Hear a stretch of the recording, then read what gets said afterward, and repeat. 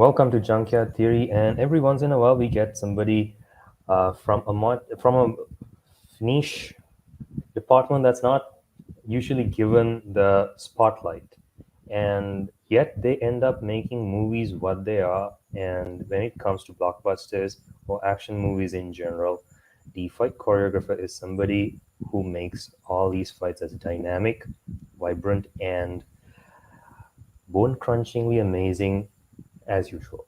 And we got Clayton J. Barber in the house today. His film credits range from Mighty Morphin Power Rangers all the way up to Creed 3, and he's worked on over 100 movies. And I do not have the time to go through every single one, but go check his IMDb out, people.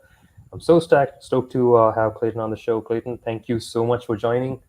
Are you born? Are you born? Thank you, Akash. Appreciate to talk to everyone. Clayton, it's a pleasure to have you on board. And the moment I saw Creed 3, I knew instantly that I wanted to get whoever choreographed the fights on the show because you guys did something quite special on that one. But before we come to Creed 3, I want to know more about who you are, where you come from. So tell me your origin story. Well, originally I'm from Dallas, Texas, and as a kid, I grew up watching movies like everyone else. That is the inspiration that starts us all into this fantasy world and learning stage in our life.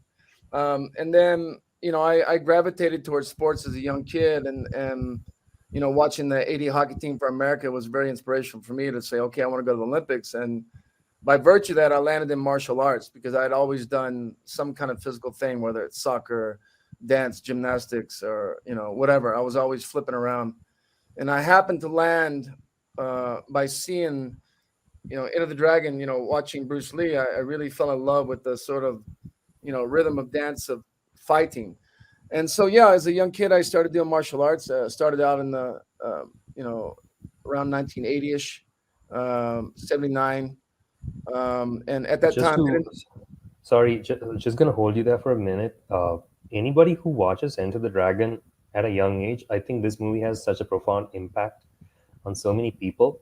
Like it changes their lives. I mean, I remember watching Enter the Dragon as a kid, and that movie changes your brain chemistry in some way, I guess. yeah, because it was the first. It was Mm, and it's a classical. It's like Lawrence of Arabia. When you watch a big period. So it was the first thing to show someone in a mythical way fighting besides swords.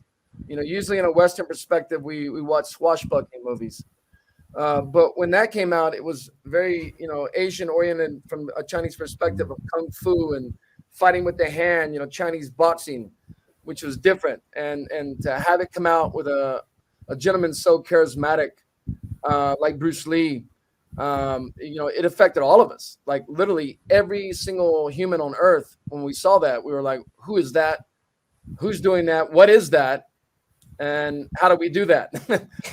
because it was so impressive. So yeah, I think it's influence. I mean, if it doesn't influence you, then perhaps you're looking at the wrong things. You might want to go back and look at that because that's better than fine wine, for sure. 1,000%. So yeah, if you're talking about your origin story. Yeah, no, it's just like, look, like any other kid, doesn't matter where you're from, you just start doing things. And for me, I Mm, just started doing martial arts. At the time, it was karate and taekwondo and very archaic things. Of course, you have wrestling, the oldest martial art in the world that all countries do. But it was at that time it was put into the form of okay, Japanese karate or Chinese kung fu or Korean taekwondo, but they're all kind of same. So there was a little misdirection there when it came to really understanding at the time what we were all doing because it was just sort of the impetus to a lot of this stuff, right? mm, So I fell in love with it. I did it. I love the rhythm to it. I love the distancing and the almost like fencing, the combative nature to it. And yeah, I did it, and I did it for a while. And I made the U.S. team in Taekwondo, and I competed as a young athlete. And then when I retired from that, I said, look, I always wanted to go to Hollywood and make movies because of what influenced me when I was a kid, and that's what I did. And I ended up in Hollywood, as they say. And And I started making movies from the bottom up to the top down. And a lot of the guys that I saw as a kid, they ended up mentoring me. So it was very funny how I willed myself to be in that position, to be around the guys that were in Enter the Dragon. Like the guy who got me in the business was named Pat Johnson. He was in Enter the Dragon. He was in that scene in the golf. Uh, He goes, "It's the dough roper. We got to break something." And he fights John Saxon when he's playing golf in the flashback. That's Pat yeah. Johnson. And Oh man. he also did the Ninja Turtles and the Karate Kid series. And so when I came out to Hollywood, I ended up landing to him, and he discovered me, and I just started, getting going from there. Wow. That's Yeah. quite somebody to have as a mentor, I guess. You know? Well, yeah. I mean, it's just it's the right place, right time. You could have had Mm, many. I mean, I had many mentors, but he was one. But at the end of the day, you're gonna walk down a path, and but along the way, you're gonna come across people that are either gonna help you or try to put you down. And you have to exactly. go around that. So you have to find people that can help you. And I was very lucky to be around a lot of people that were willing to recognize something and pass on the tradition of filmmaking and martial arts and things like that. That we all need. We all need big brothers. We all need father figures. We all need strong teachers and strong mothers and all these things in our lives. And I think it's very important, especially going down the path of a martial artist, to have that, because it's predicated more on than punching and kicking. It's predicated on a right of you got to honor the tradition of that, and you have to respect it, integrity, honor, discipline, humility. And these are very basic fundamental principles if you're going to be a warrior. If you're gonna practice the warrior arts, because it takes so much time to achieve greatness at it. And sometimes you'll go 40, 50 years and still never be able to do it right. That is um, very true. and this is like so. And it's really wonderful that as you were saying earlier before we started recording the session, that you want to pass on your knowledge over to the upcoming generation, because I that's do. something that we need more of, because there's too much knowledge that's being lost in the sands of time with people not passing knowledge on. And that's in a way one of the reasons why this podcast also was started during the pandemic, to pass Yeah, knowledge good. on. And once it's up on the internet, it'll last for as long as the internet stays up. Exactly. Well, you're doing a Yeah. good thing. You're doing a good thing, reaching out to people. The main important part is to be curious. Oh yes. I think to be curious is the most important element of a human being, Mm, which allows that person to go into an adventure. And if you're not curious, you'll never find out anything in life. very true. You gotta go down the rabbit hole. Yes, yes. So coming from a martial arts background, and then get hopping into cinema. You and I, we know that what works in the street is not as flashy. It's not as cinematic as what you see on the screen, right? On Right, screen, it's more of a choreographed ballet. So, right. what was this process like, coming from a martial arts background where you actually competed, and then transferring your skills over to the cinematic art form? Well, I think you're spot on. I mean, look, obviously, real fighting is chaotic and has no structure, no form, and you have to adapt to whatever environment the same way an animal does in the wilderness. You cannot just think that you can do theory and it works. So, well, because everything on the street is very pithy. It's what works, and it's about survival. There are no dramatic poses and things that we like in life. This is the reason why we have drama in movies, because we like that. We like to put forth musicals and drama and the old sort of tales that we do, and everybody's there, and it's like Shakespeare and this and that, right? But in the movies is different, because it's an extension of the form of what we can do in real life to what is fantastical and fantasy.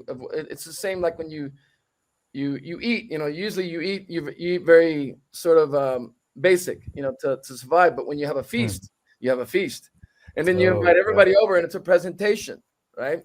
So because that presentation is the same thing like martial arts, you allow yourself to go into another world and another fantasy of what it could be, what I might be, what I can think, and I like that. I like the difference between, because there's a lot of things that are in that you do in reality that you can do in movies, and vice versa in a lot of ways. But a lot of times the movies is the accentuation, the tie, the hat into what you're doing, because it's Mm. you're performing. It's like an old uncle telling you a story.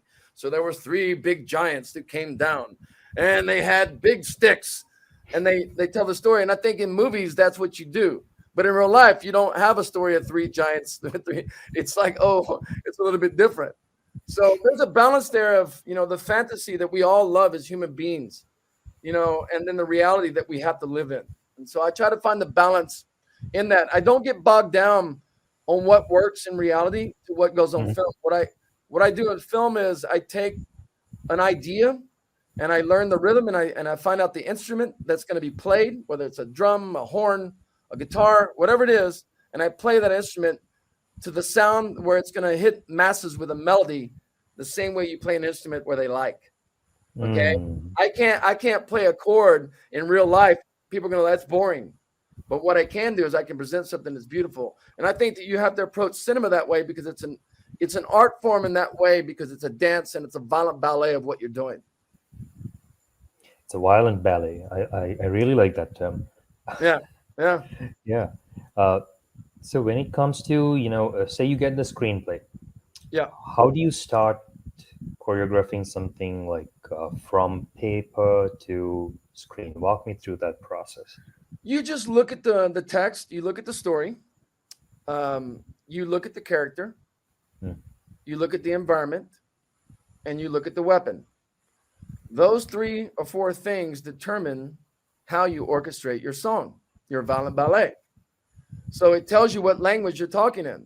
Like when you travel to Europe and around the world, you can speak 4 or 5 different languages when you go to a place, and it tells you how you're communicating, right?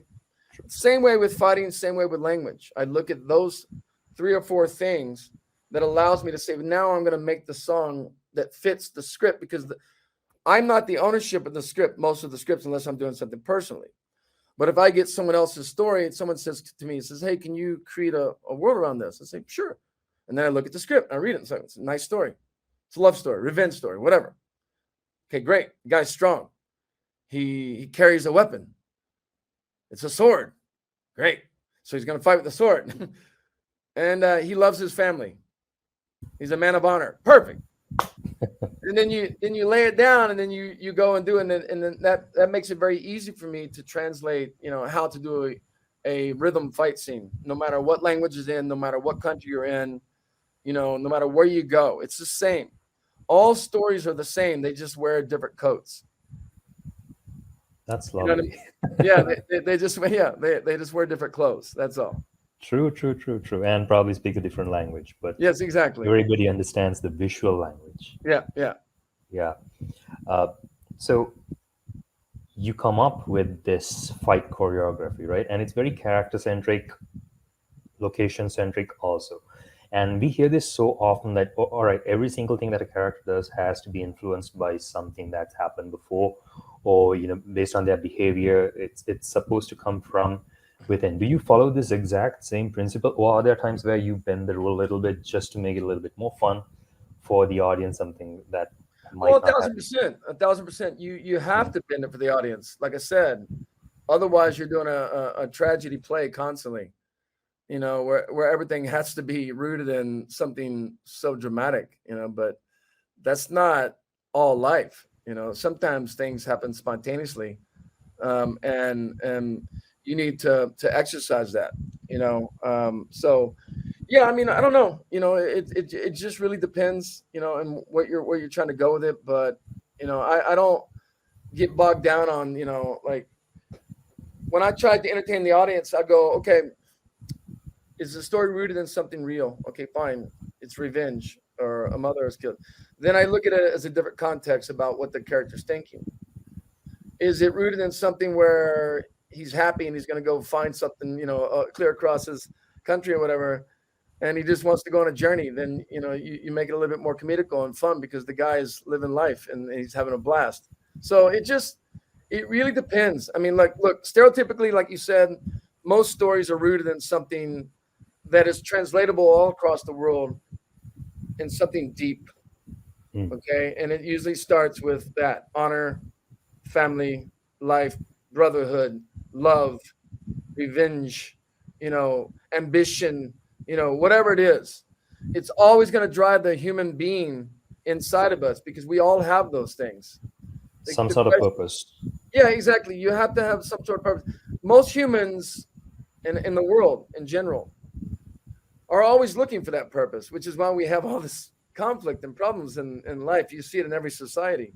Is everyone trying to find that purpose?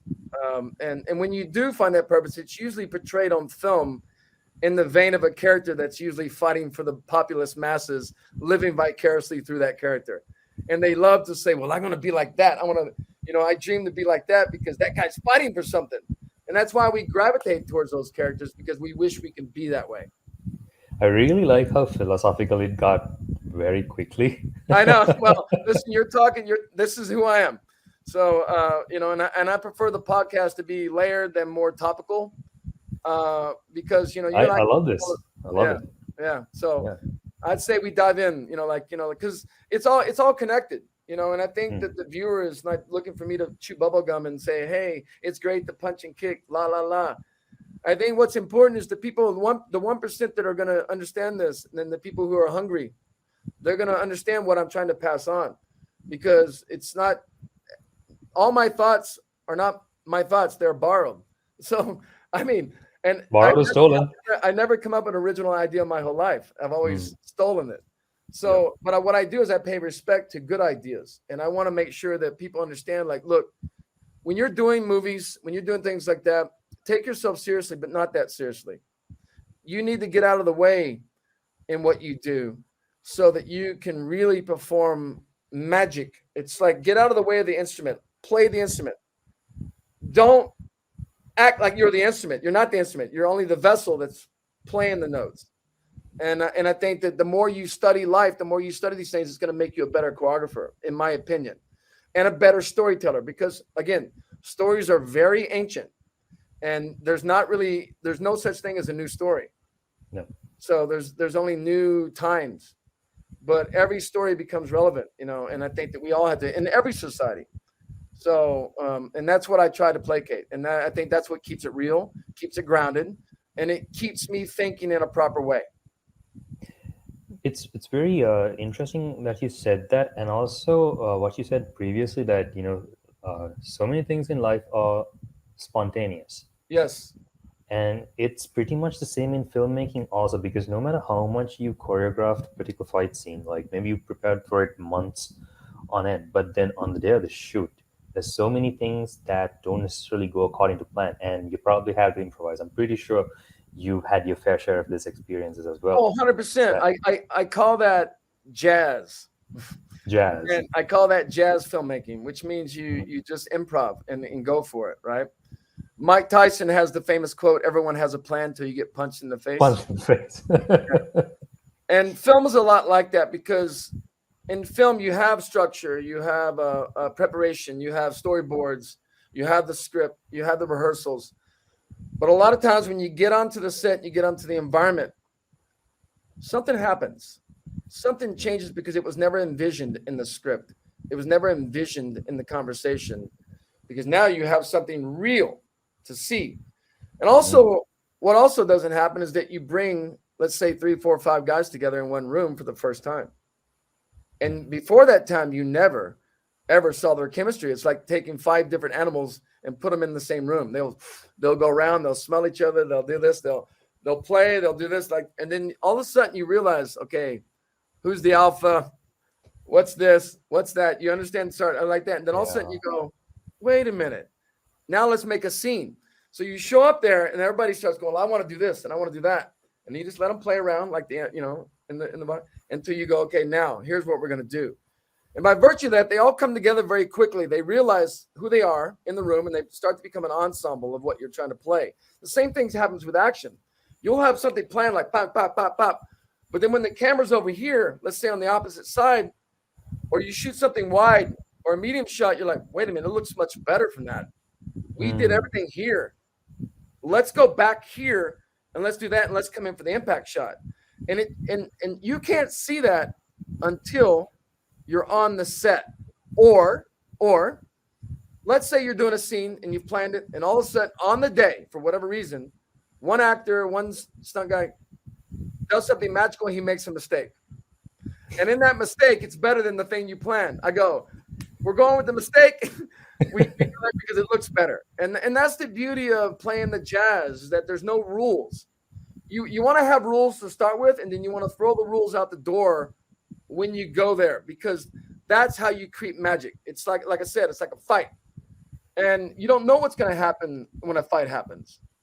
Exactly. It's spontaneous. And then go with that. But all the prep that you did allows you to have a backbone and a structure and a support base to not fail. You understand? So you change your algorithm like Tetris.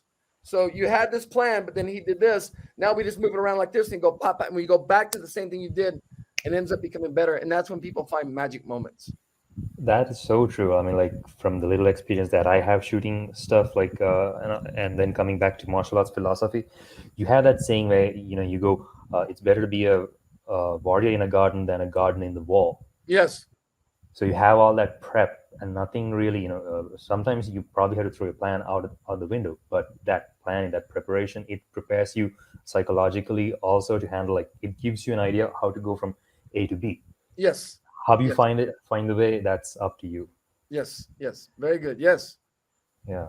And talk to me a little bit. I want to go back to the beginning. So Mighty Morphin Power Rangers, like I have a very soft spot for this show. Grew up watching it, and they had the 30th anniversary reunion Yeah. thingy on Yeah. Netflix Yeah. as well. I take it you doubled Billy? No, I didn't double Billy. Not No, Billy. I, I Who'd you double? played I played random characters on there because when I did it, I did it with my buddy JJ Perry, and Koichi Sakamoto was directing at the time. So he was sort of a big staple in the Power Rangers. Mhm. Yuji and Tatsuro, all the Alpha stunt team. And I just came in because when I first got to Hollywood, after I retired from fighting, you play all these little small parts. You start at the bottom the same way Bruce Lee did, or Sammo Hung, or Jackie Chan. They all started out as stuntmen. And I just played random like bad guys with like pig noses and like like crazy ears and The whatever putties. they had, and then the Power Rangers would come in and they go boom, and they kick me and I go flying and do whatever. So it was more like a beginning breeding ground for me, that type of format. Just kind of learning to have fun. Having fun is something that can't be stressed enough, I guess, because otherwise you come up with a lackluster product at the end of the day that no one really enjoys. But the love that you pour into something, and say you're enjoying the whole process, I think you see much more of a better result at the end of the day. I think so. I think so, Yeah, because I mean, if you're having fun, then the audience might have fun. If you're not having fun, then you're taking a big risk. true. Um, And yeah, sorry. no, I'm just saying, you must try to enjoy a little bit of what you do. I mean, no one's putting a gun to my head or your head doing this. So we we must say, look, what is the joy of what you're doing? Either you like it or you don't. But a lot of people get obviously, lost in the Mm, endeavor or the journey sometimes because of power and this and that, and that's natural. That's a human trait. mm. But they quickly find that the power, like a battery in a phone, runs out. So the power only lasts so long. So enjoy it, because eventually the bars are going to go down. And when the bars go down, they realize, oh, I should have like took better care and enjoying the process. Tell that to every single politician out there. I know. Well, listen, that's why I stay out of it. Like it's like talking to a doorknob. You cannot go against what human nature is. Mm. So you have to just let it, rise and fall, like the sun or a flower. It lives and it dies. You Takes know. its natural course. Yeah, exactly. You have to let it take its natural course. When you plan out a scene, a fight Yeah. scene, having worked as a stuntman, you know what it's like performing, and sometimes shooting something, it just takes days or maybe Yeah. even weeks, and you run the risk of your muscles warming up cooling down because there's so much time in between takes, and the risk of injury. As a stunt person, I'm pretty sure you've had your fair share. How do you try to minimize or mitigate this when it comes to you working now as a fight choreographer? Well, look, there's no way around when you do something physical day in and day out that you're not going to be hurt or sore Hmm. in Yeah, I mean, what you can't really stop it, but you is there anything can't. that You you do? can't. But Yeah. the only thing that really the most common answer I can give is to always stay in shape. Now, that being said, well, if you're going to be in that profession, you know what I mean? Like you don't have to stay in that shape if you're not in that profession, perhaps, right? But if you're going to do Hmm. something physical that then try to stay sharp the same way you would keep a knife sharp. Like don't ever let the knife get dull. And then then you wonder why, okay, the knife can't cut. Then you wonder why you can't do what you do is because you're weak. So I would say that. But other than that, Oshkosh, it's like when you choose something so physical, it's like sports, okay, military s things or whatever you do. You just have to live with pain, and the pain is part of the journey and part of the struggle. Like if everything was non-painful, then it would not be a journey. You wouldn't feel good. Let's go deeper. Let's go deep. I love this. Yeah, you can't do that. So you must fight with torn muscles, broken bone. I mean, I've done it many times. Broken hands, broken feet, broken leg. Like, and I sit there and I go, why am I doing this? And then I look at myself and I said, because I'm pushing past something that I believe that I can't do. My mind's telling me I can't do, and then I tell my mind that it can, then it tells you can, then you do it, and then you go, my God, I just did that. And then the pain lasts for a few days, and then it's over, and you're so happy that you were so strong to try to do something. I'd much rather do that than go, ow, my pinky's hurt. Let's shut down until my pinky gets better. I'd much rather put the pinky here and keep going and suffer through it. And then I go, that was worth it. Because the end result is the journey. Like you're not going to climb a mountain and not suffer climbing the mountain. And I think a lot of people think that, like, when you do action, it's like, oh, you're getting hurt. So, yeah, Jackie Chan got hurt. Everybody gets hurt. Everybody. Yeah. But you got to find a way, unless you just can't. You have to find a way to push forward. And 100% of the time, when you do that, you always go, thank you. Because you learn so much about yourself. You learn so much that the body and mind is so powerful and strong. And I think that we have to keep that in mind when we do these fight scenes, because it's a strong person's game. This is not for the weak. It's like if you have a problem, you're sick, then don't do it. But Yeah. you got to be able to get punched in the face. You got to be able to get hit. You got to be able to work, in a very limited capacity. Movie business is not easy. Like your audience will understand. It's like making a movie. They see the TV, but they don't understand what goes on behind it. There's a lot of people who suffer to make that there. And a lot of times it comes from the actor. Look what Keanu Reeves did in John Wick. That guy trains 6 hours a day for 6 months to do that at 56 years old. Yeah. That's amazing. And other actors won't do that, but he does. And you'll And come that's to what him on the sets the set, movie and apart. he'll be hurt. And he'll like, no, let's just do 2 more takes. Let's get it over with. And he'll be like this, and they'll do it, and then they'll cut and be like, oh, I'm glad I did that because it's so worth it. And then they'll go back and you give them some ice. You take care of them for a couple of days, and then they're fine. It's old stories and battle wounds you want to give. That's very true because like you go through something so painful, and then we recently had this shoot that lasted a couple of days, and we went into the wild way at midnight, braving the elements, and came out the next day. And I know everybody was like kind of grumbling all the way to the location and throughout the shoot and all that. But once you get back, that's what I was telling them. Now you have a story to tell. Yeah, everybody's happy. Everybody loves. Yeah. We always complain about everything that's happening to us until afterwards. That's called the reflection of like the journey. So, that's all I know because, I also I always complained, in the beginning until I realized that what was happening, you got to just keep pushing forward. And if you really love what you're doing, you can't stop. I mean, you can't just stop at the first little thing that happens to you. you got to keep going and just take it. And then if it becomes too bad, of course you stop. I mean, if it's really bad, You got like to know the limits, but yeah, if you really break something bad, or mm, okay, fine. But if it's very minor, your body and brain is so powerful. You can do so many things. It's mind a over matter. mind over matter. Your body heals itself constantly. It's always constant regenerating, so you'll be fine. True.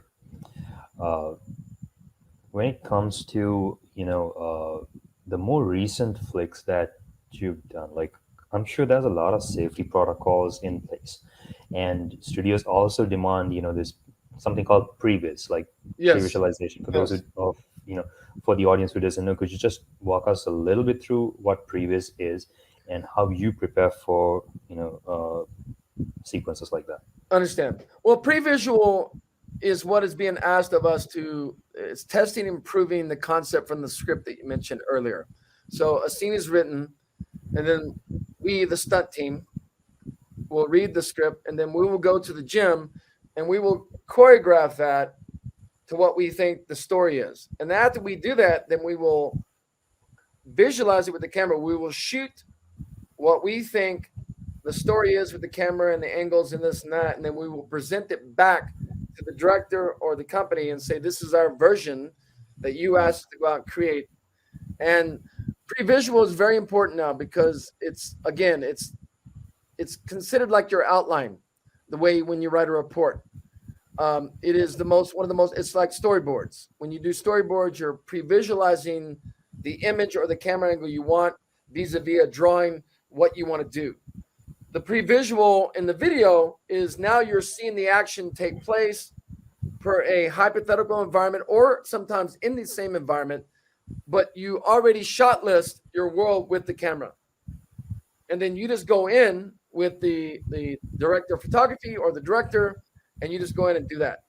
A lot of times the director will give you carte blanche and say go and do it.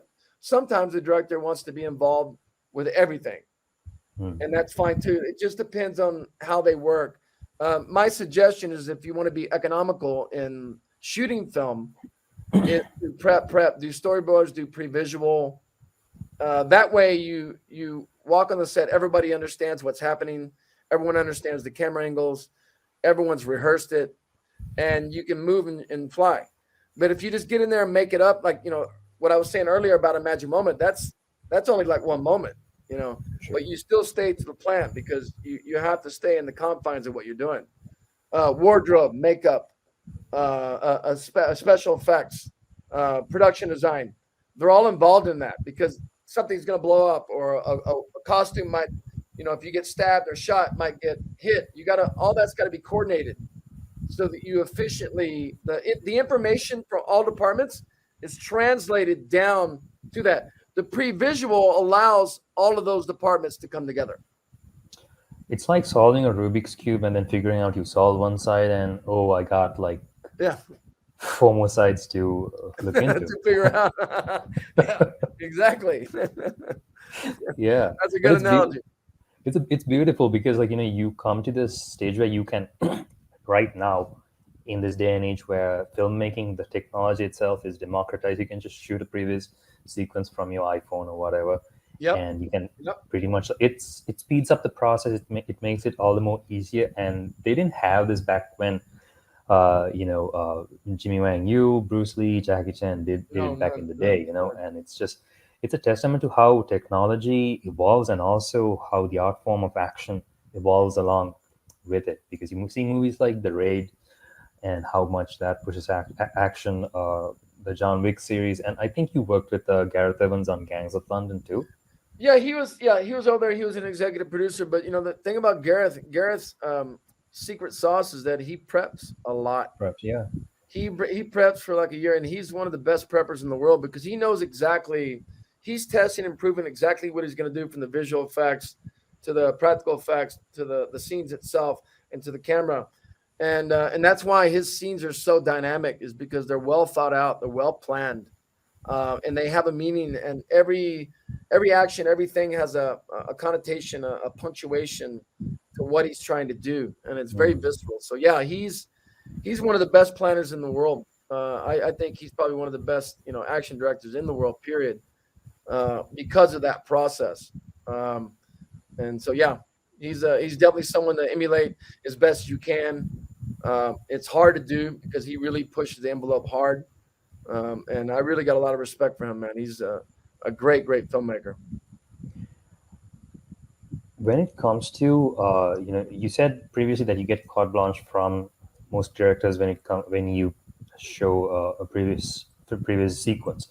Uh, what how do you I feel like what I'm trying to ask is like how do you stick within the director's specific style, because some of them, although they might not be well versed in the law of action, like how to shoot it, they come with a very specific distinct style. And how do you manage to make sure the sequence that you come up with are true to the director's vision? Well, listen, my position and what I do as a stunt coordinator, second unit director, is not that far of a leap from what the director's doing. Yeah. So basically, when you fly a plane, you have a pilot and you have a co-pilot. So you take the co-pilot seat in a I'm a way. co-pilot. The language of understanding what the director wants Mm. is very simple because he's telling me what he needs. And if you're versed in all these things like languages and this and that, you just say, okay. Now, your job is to take whatever the director tells you. I want this and this. I say, great. And you go out and do it. And then you go and test and prove it, called previs. When you look at the previs, the director can look at it and go, that's not working, or this is working, right? And then from that process, you go through an editorial process of maybe doing 2 or 3 different passes of that until you get the vision that's in his head or her head or whatever you're doing. But for me personally, it's very simple because I'm speaking the same language and we're the same filmmaker. The only difference is I'm just playing the co-pilot. You understand what I mean? So Yeah, we're flying the same plane. So for me, I don't look at it as a radical, like it's not hard, because look, really good directors, and they're hard to find everywhere, know exactly what they want, but then they trust and macro their vision out to really smart people. Really bad directors control everything they want. And that's a problem.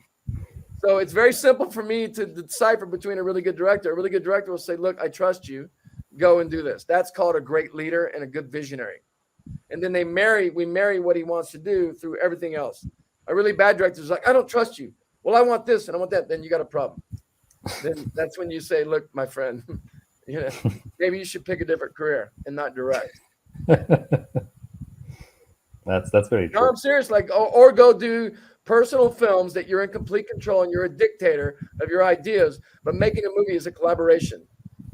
It is a director's form, but it's also a writer's form. Production design, makeup, this, that, it's everybody's form. And if you don't trust them, then you're making the wrong film. It's true. It's very true, because it's kind of like going to war, but realizing that everyone's on the same side. Yes. Everyone's serving this one ultimate master called the film. Well, also, the way I look at it as well, if I'm the smartest guy in the room, I'm in the wrong room. Oh yeah. So You always want people. You very correctly said that previously. You want to delegate all the work to people smarter than you, people who know how to do that job better than you do. trust them and let them fly. Don't try to control them, because everybody's going to have their own path. The goal for you as a filmmaker is to find a group of people to collaborate with in a short time. Maybe you make 2 or 3 movies and let them fly. And then you guys, after a while, come back together again. But you have to keep moving. You cannot just keeping the same thing over and over and over. You want to utilize people's talent and spread their wings and then turn them loose. If they come back to you, then that means it's good. If they don't, then you understand. But at least you got to experience each other. Like, you don't have to get bogged down on the ownership of the people you work with. Let it all happen naturally.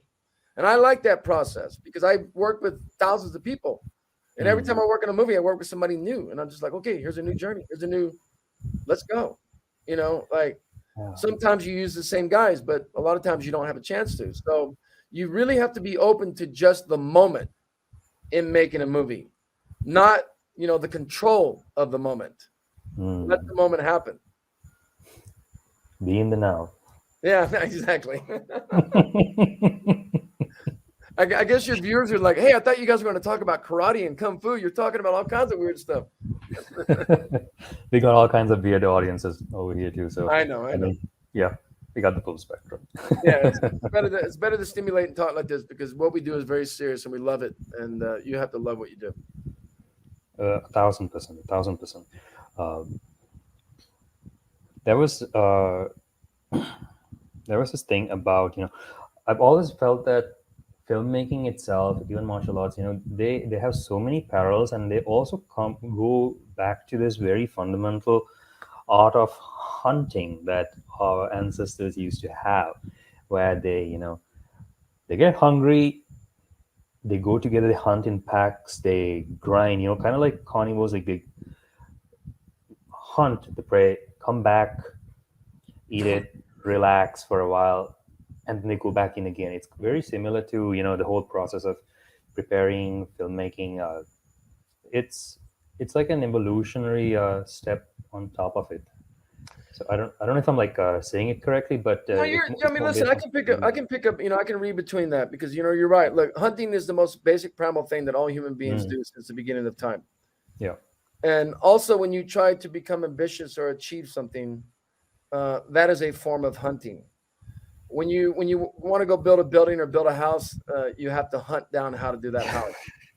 So when you want to go make a movie, it is a very difficult thing to do. You have to hunt down people that want to go with you to make that movie, and there's a lot to that because it's an instinct that you have to go out and get it and seek it, and because no one's going to bring it to you. That's why it's called a hunt, because if food just landed on your lap, then we wouldn't have had to go out and hunt. So a lot of people think that success and movies and things and stardom and this and that are going to land on your lap. No, you got to go out and hunt. So in making a movie, to placate what you said, you got to go out and hunt to try to find it, and it's very hard to do. Yeah, yeah, and also, like, you mentioned earlier that people only see this 1.5 to 2 hours of the movie, but there's so much more to the story that goes on behind the scenes, and people suffer. They literally suffer getting this in front of an audience, and the whole conception that, okay, filmmaking is so glamorous. Yeah, sure, just probably the red carpet, man. Maybe the premiere, Maybe, maybe the yeah, maybe little that. bit of Well, it's like publicity you that you said. get Look, afterwards. Akash, you said 2 hours they sit in front of the TV, but you, Mm. Akash, where you're from, may spend 1 to 2 years trying to do that, Yeah. which means that's a lot of time. They spend 2 hours, and you spend 20,000 hours to get that 2 hours. And a lot of people don't want to do that or know how, or they don't really understand it. They just think, okay, you just show up. It's like, no, it's a struggle. It's a hunt. It's like anything else. And I think that's the beauty of it. When more people understand what happens behind the scenes when you go to make entertainment or film, Mm. um, that also is a beautiful thing because it's like a factory engine of people working with skill to push that to those 2 hours, right? And I like that because it's a brother and a sisterhood of let's say 100 people pushing that thing to that 2 hours, you know, and that's cool. Like those are like lasting relationships you have for the rest of your life. They become family. Yeah, they become family. Yes, they They become become like family. your film family. Exactly. Yeah, Exactly. your film family. Coming over to Creed 3, we noticed stylistically that the boxing scenes are quite different Right. this time. What And what did you think differently about them? I mean, pretty much everything from the technique that they're shot to, uh, boxing's boxing, Yeah, but the way you boxing. frame that Well said. narrative, Well said. yeah, the way you frame that narrative kind of get us into both characters, both opponents, into their mindset, into the trauma that they've gone through, you know Akash, and you're very spot on, man. You nailed it. You nailed it. You got it. and You got it. yeah, it was it was fresh. That's, I think, what I'm trying to say. Bottom line is that it was fresh for a boxing movie, for a combat movie of any type. Right. So seeing Right. this on the big screen, like, me and my girlfriend, we went and watched. We're both fans of sports dramas. We went and watched, and the moment the movie was done, we turned to each other and we were like, fight scenes were amazing. It was top notch, and we were discussing it later on, and the whole. I mean, I've not seen a lot of anime, but I've seen snippets of it to identify that this is this particular style that's being portrayed, and then later I realized that Michael B. Jordan was a manga anime fan. Yeah, is that yeah, yeah. Yeah, Well, that was and those that were was the first thing that Michael, when he called mm, me, he mentioned, and I was like, wow, that's interesting. It's weird. And because previously I'd done 4 boxing films. I did the first Creed, and yeah, in that first Creed, we experimented with a one shot that lasted 4 minutes. the Okay, single take shot. Yeah, yeah, the single take shot. In the beginning of that, and that's where the term violent ballet came from. It came from Ryan Coogler, the director of Black Panther and Creed, yeah, because he showed me the film Darren Aronofsky's Black Swan. Now, when you see Black Swan with Natalie Portman, the camera's doing this and doing this and doing this, and they're sweeping around almost like a theatrical version of West Side Story on a stage. Up yeah. to that point, I never had any faith in something like that because it was always standard, what you're doing. So in Creed, we did the one shot and it worked. I didn't think it would work. He convinced me. The director convinced me that it would work, and I took a chance on it because I was very nervous. And then we did it, and I was like, "Wow, okay, cool. All bets are off now. We can do something Mm. here." And then when it got to like Creed 3, when Michael called me, I had already said, "Look, I've done as much as I can in the boxing world. Boxing movie is the hardest movie to do in all of action. The reason why, what you stated earlier, in a boxing movie, you have one square. That's your environment, nothing else, and you have two of these." Yeah. Now that's very boring because you don't have a bar to slap some guy's head down. You don't have a table to do this. You don't have a knife. You don't have a gun. You don't have all you got is two fists. So it becomes a violent ballet of a musical because you got to get the guys to perform it. Otherwise, you're shooting far away or tight to hide the performance. So the one thing I said to Michael, I said, "Look, I don't want to hide the performance. I want you guys to learn this, like James Cagney and Yankee Doodle Dandy, or John Travolta and Saturday Night Fever, where they're dancing, they're doing the stuff." Yeah. And when he said he wants to do anime, I was like, whoa, whoa, my mind's blown now. Like, okay, so you're gonna change perspective because I had done all this stuff to try to do this ballet, and then Michael was going boom, boom, like anime, and I was like, that's it. That's the freshness that Michael inspired me to go out and try to create. And by virtue of that, is I mixed what I did in Creed 1 with what Michael's head was in Creed 3 into the smoothness to the perspective change with the anime and the foretelling of Adona's vision with the eye, that you saw there. And then the slow motion, high speed stuff where you hit the back and then the water goes like that. That's Michael's head. And then it worked. And then I got very inspired to say, okay, now I want to choreograph something. And then you're right, Oshkosh. What I said to Michael, no matter what, forget all the theatrics of the explosions, of the hits and that. I have to bring the camera, which you normally don't have, into the eyes. Because in a boxing match, when you're fighting, I'm a fighter. When you're fighting somebody, there's a cat-mouse game going on in a fight. And I said to Mike, I want to capture that. I want the camera to come sweeping around and go right to the eyes and then go back to the other guy's eyes. I want to know what you're thinking, what he's thinking, cause and effect, action, reaction, and then explode. Because if you do that, then the audience now is going, oh, I know what he's thinking. Yeah, I know what he's thinking. Oh, shit, here it comes. Boom. Because if you just do action, the audience gets numb after the first minute. They're like, okay, fine. Boom, boom, boom, boom, boom, boom, boom. But what you need to do is bring the psychological idea into the fight. That's what I did. So very smart, Oshkosh. I'm glad you picked up on that because you're one of the only people that really picked up on it. I'm glad. I guess yeah. Hollywood is quite stupid at this point.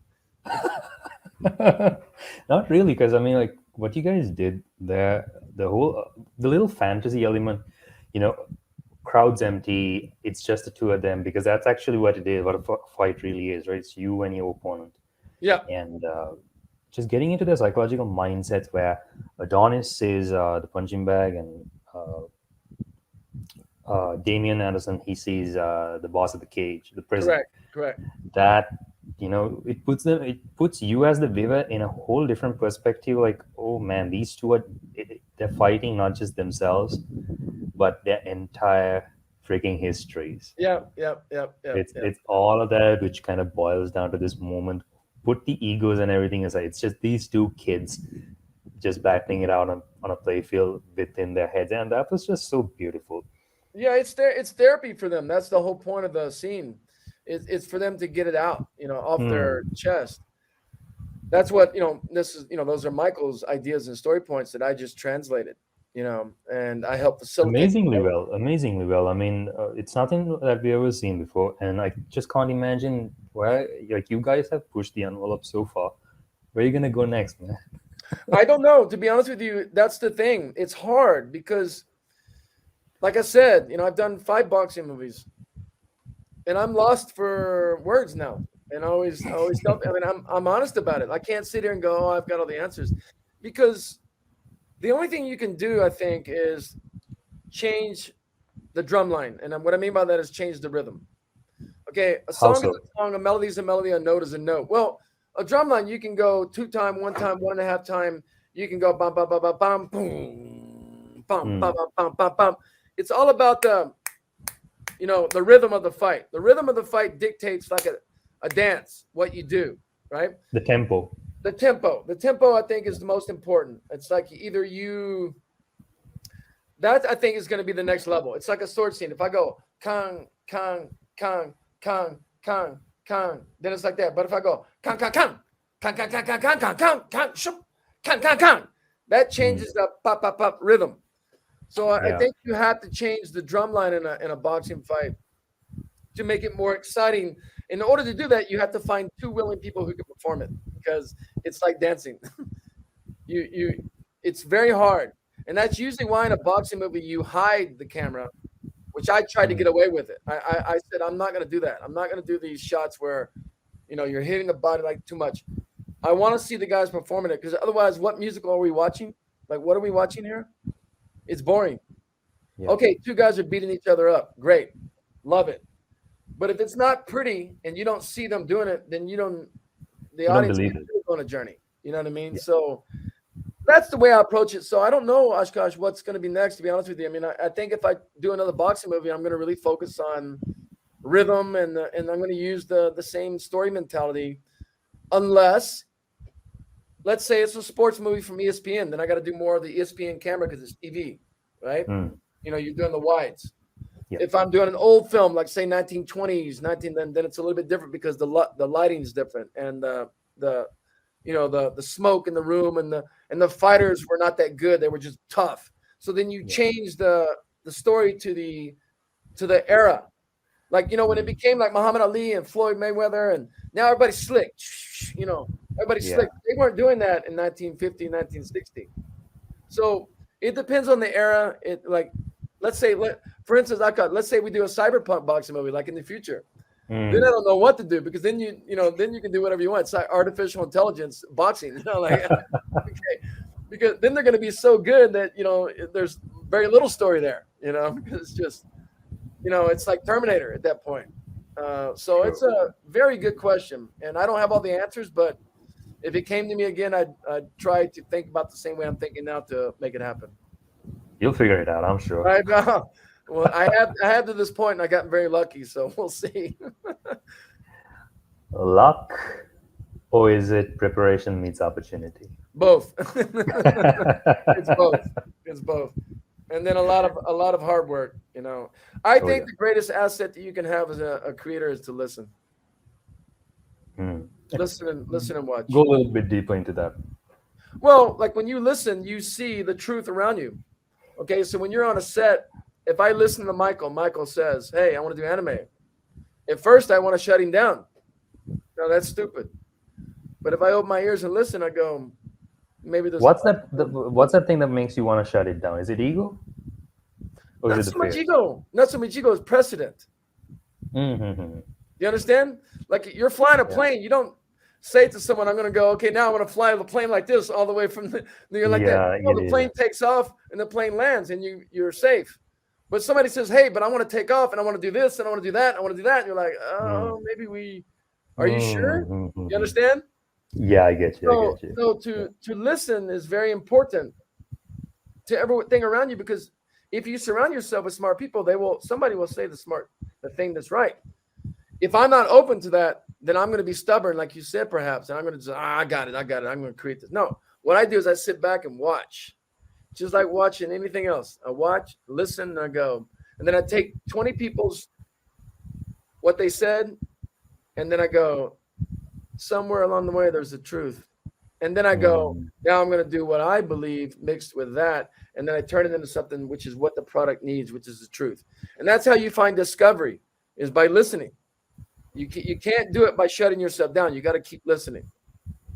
And keeping an open mind. Yeah, keeping an open mind. Really keep an open mind, man. Really. I mean, I've worked a long time in this business. Why? You would think that I would have an ego. Yes, I have an ego. Yeah, of course. I'm human. And I know I'm good at what I do a lot of times, but I also know that I'm very bad at what I do. So, I mean, when you know that, then you survive. True. Yeah. Know thyself. Yeah, know thyself. I know. Know thyself, as they say. You also mentioned, listening and watching. So watching not just what's happening on set, but talk to me a little bit. Yeah, the watching is visual because men are very visual people, and we are in a visual form. All right. And that's what we're doing. We're doing moving pictures, motion pictures, digital world, effects, all this stuff. So it is a visual world.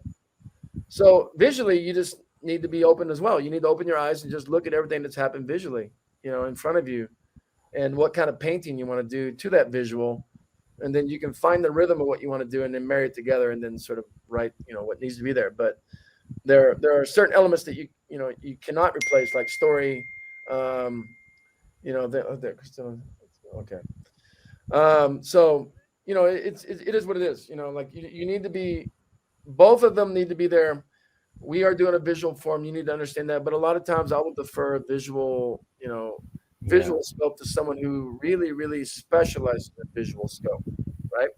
I could have my opinions and I like this, but then when someone really knows how to achieve that visual scope, that's where you rely on them. It's the same way someone relies on me when it says, "Hey, I know action and fighting, but you know action and fighting. I need you to write that for me," and I'll go and write it for them. So we all have to lean on each other, left and right, to what we do. But I do think it's very important to look visually and to hear. When you're starting out, do everything and anything. Do everything and anything. Make 10,000 mistakes, because your mistakes are your greatest teacher. And don't listen to anybody talking to you. Just follow what you want to do. Surround yourself with people walking in the same direction. And when you do that, when you surround yourself with people walking in the same direction, it doesn't matter how you make mistakes, how you do, it's what you discover and how you learn and how curious you are in getting better. Emulate what's out there. Emulation is the greatest gift you can give somebody. Emulation is what all fighters do. We emulate all fighters. We emulate our coaches. So I think that's very important to infuse in film work, in anything you do. Like I said, I've never had an original idea in my life. So I am the biggest thief in the world. And so put me in film jail for stealing from everybody. And I hope someday somebody steals from me. Well, I'm pretty sure, I want to. You're more than happy. Go ahead. It's yours. It's not going to be stealing because you gave me permission now. That's right. Correct. That's not fair. I'll steal something else. Exactly.